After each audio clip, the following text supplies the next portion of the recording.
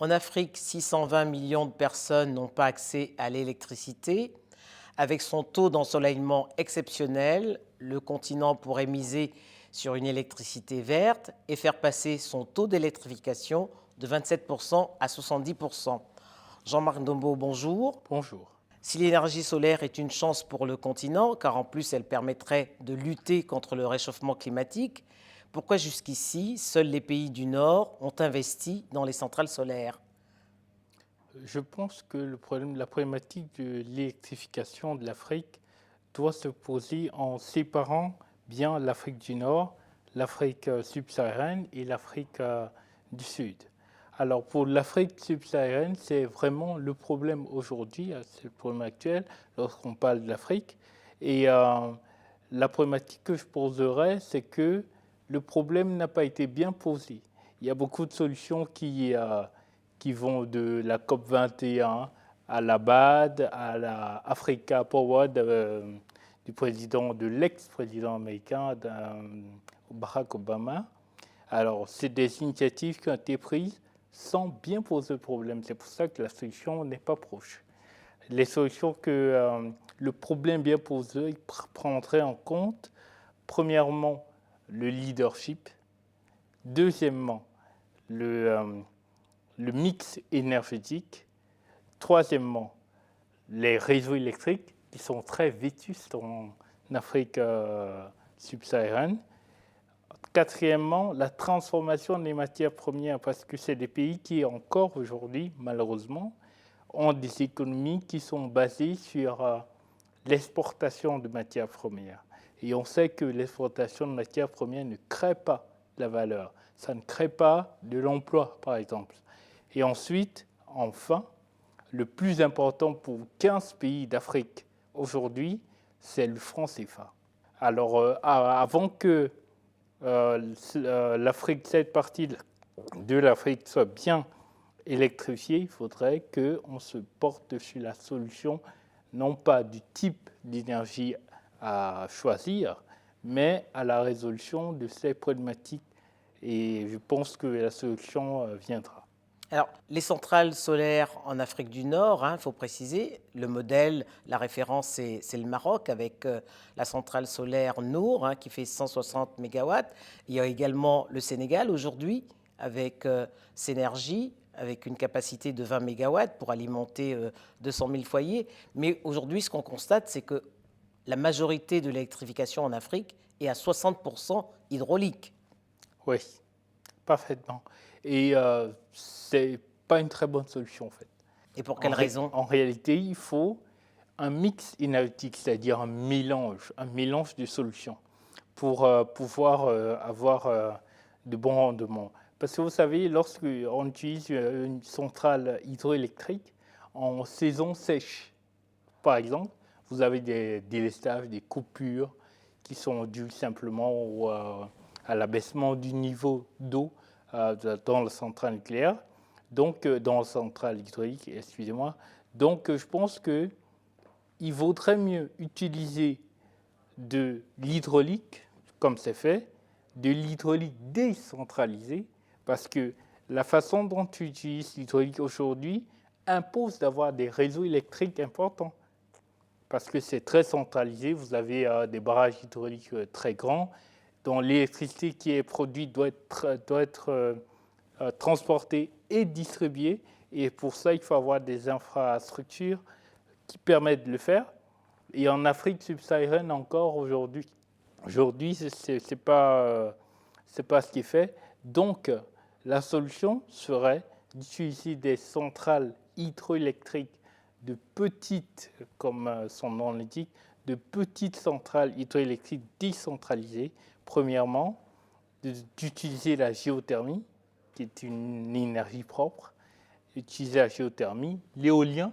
Il y a des zones en Afrique subsaharienne qui ont de très bonnes vitesses de vent. Notamment le Kenya. Notamment le Kenya, comme vous dites.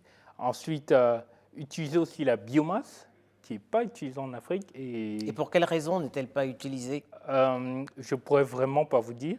Elle n'est pas valorisée. Pourtant, elle est simple à utiliser. En fait, la biomasse, c'est simplement le fait, par exemple, de valoriser vos déchets Des déchets, je crois que tout le monde en a. Et en Afrique, on pourrait valoriser ça simplement en mettant des... c'est pour ça que je n'ai pas eu de transformation au départ. Dans les 5 solutions, c'est très important. On devrait simplement avoir des industries de méthanisation. Je rentre pas dans les détails, mais ça permet simplement de produire à partir des déchets organiques, de pouvoir produire des gaz qui peuvent être utilisés pour produire de l'énergie électrique, par exemple. Et Alors, mais enfin, aujourd'hui, aujourd'hui, ce qu'on voit, c'est qu'il y a une multitude de projets qui ont été proposés pour résoudre cette question de l'électrification. La BAD a un projet, mais il y a également Power Africa de l'ex-président Barack Obama. Qu'est-ce que vous pensez de ces solutions? Quels sont les avantages de ces solutions? alors, l'avantage du projet initié par Barack Obama, par exemple, c'est un projet qui a pour ambition d'augmenter la capacité électrique de l'Afrique de 30 mégawatts, de 30 000 mégawatts, ce qui est, Énorme.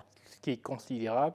Et plus important à mes yeux, ce projet prévoit d'augmenter la capacité de connexion de 60 millions de connexions électriques. Et ça, c'est très important. Le bémol que j'apporterai à ce projet, c'est le point 2 de ce que j'ai cité au départ, c'est le mix énergétique. C'est un projet qui utilise beaucoup de gaz. Et le gaz, effet de serre, c'est pas bon en fait, c'est pas durable. Le gaz est une source fossile, c'est pas durable. Donc, c'est pas une solution durable. Donc, c'est le seul bémol que je trouve à ce projet, sinon il est bon en fait. Alors, il y a également, on parle beaucoup d'Inga 3, hein, le barrage en RDC, qui permettrait d'électrifier tout le continent.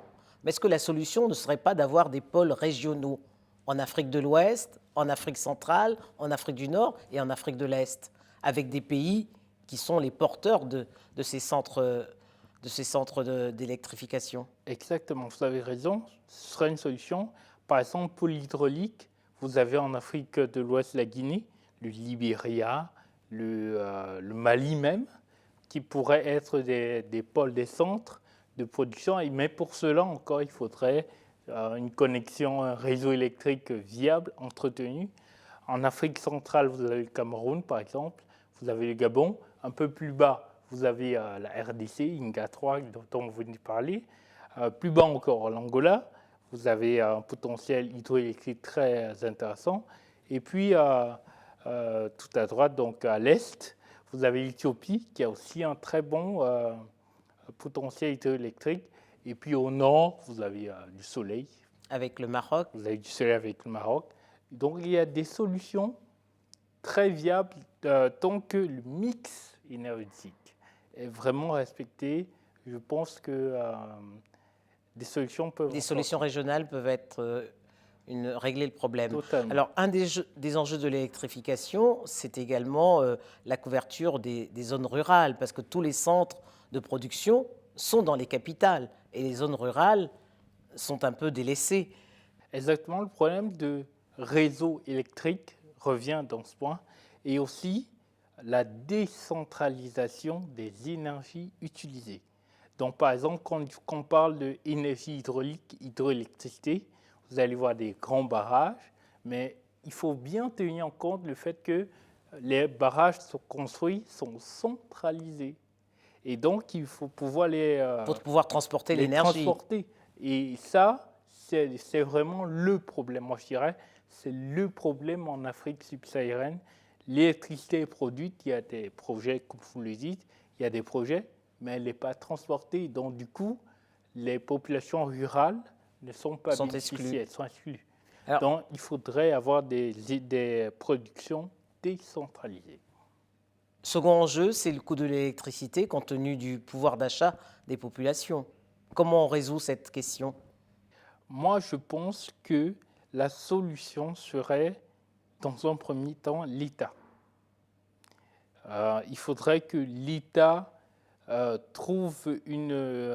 investisse, en fait, premièrement, parce que les populations, elles ne peuvent pas, dans un premier temps, payer des sommes, le coût même ici en France, il y a un problème avec, Le coût de avec le l'électricité. coût de l'électricité des gilets jaunes.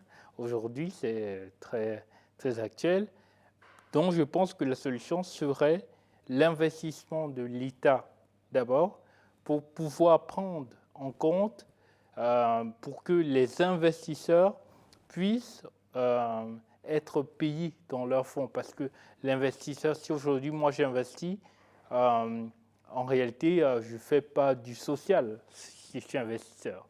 Donc, c'est à l'État de prendre en charge cela pour pouvoir rendre, dans un premier temps, ce n'est pas une solution durable évidemment, mais dans un premier temps, l'État doit prendre en charge le coût de l'électricité en Afrique au départ. Mais ce qu'on constate également, Jean-Marc Nombo, aujourd'hui, c'est que l'État s'est désengagé de la production énergétique, puisqu'il y a eu beaucoup de privatisation. Exactement, il y a effectivement eu beaucoup de privatisation et le problème de la privatisation, c'est que l'investisseur veut rentrer dans ses fonds, mais c'est à l'État de prendre en compte que les populations doivent, c'est un service public, hein, vous l'électricité c'est un service public, et c'est l'État qui doit bien se rassurer que les populations sont bien servies en énergie. Donc, ce qu'il faudrait faire, c'est avoir du privé, c'est très important, des investisseurs privés, mais l'État derrière doit surveiller tout ce que l'investisseur privé fait pour pouvoir assurer le fait que les populations ne se retrouvent pas démunies, au fait. Parce que l'énergie, l'électricité, c'est toute cette initiative de développement commence par l'électricité. Alors, à l'horizon, combien l'Afrique pourra-t-elle être électrifiée de manière globale pour atteindre justement les 70% qui serait le seuil recommandé? Il y a un chiffre qui est très intéressant, c'est que l'Afrique aujourd'hui a un potentiel solaire. Le potentiel solaire de l'Afrique est supérieur à 70 000 fois la demande en électricité. Ça veut dire simplement que avec le potentiel énergétique solaire de l'Afrique aujourd'hui, toute l'Europe, en plus l'Afrique pourrait être électrifiée.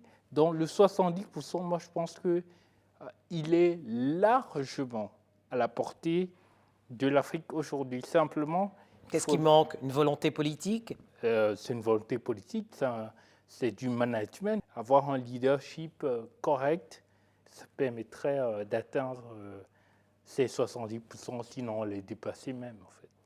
Jean-Marc Nombo, merci. Merci.